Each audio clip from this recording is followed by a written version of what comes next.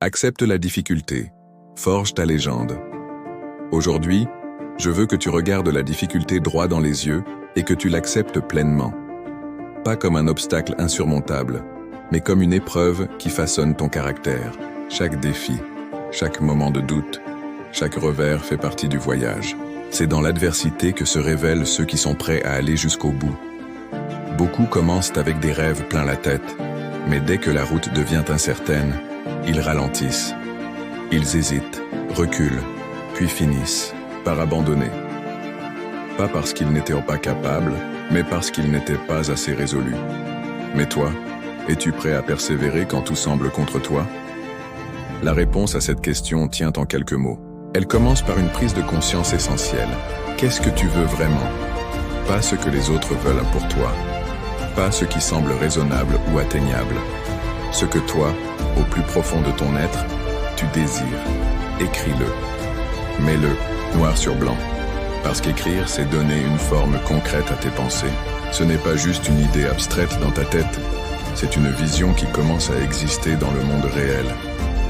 Et cette vision, si tu la nourris, si tu la visualises chaque jour, elle deviendra une force irrésistible. Les plus grands changements naissent d'une simple pensée entretenue avec conviction. Mais une vision seule ne suffit pas. Il faut avoir l'endurance mentale pour l'accomplir.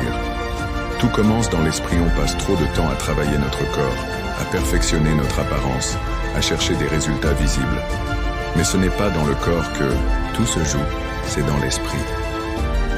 Là où les autres voient des limites, toi tu dois voir des opportunités. Là où les autres abandonnent, toi tu dois te surpasser, parce que ton corps a des limites. Il fatigue, il faiblit. Mais ton mental, il est infini.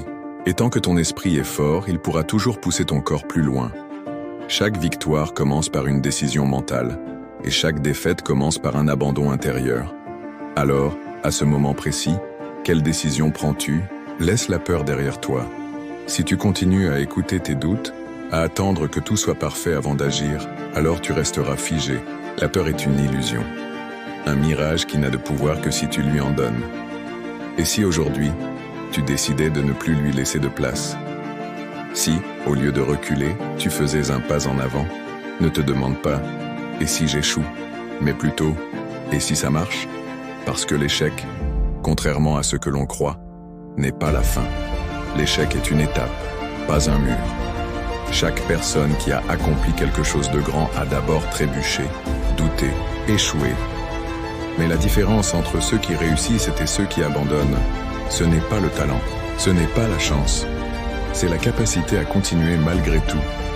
Tu veux apprendre à marquer le point décisif? Tu devras d'abord rater le tir. Tu veux bâtir une vie qui te ressemble? Tu devras essuyer des refus, des critiques, des moments de solitude. Mais à chaque fois que tu choisis de continuer, tu deviens plus fort. Et ce chemin, bien qu'ardu, n'a qu'un seul véritable ennemi, l'abandon. Relève-toi et avance alors, peu importe où tu en es aujourd'hui.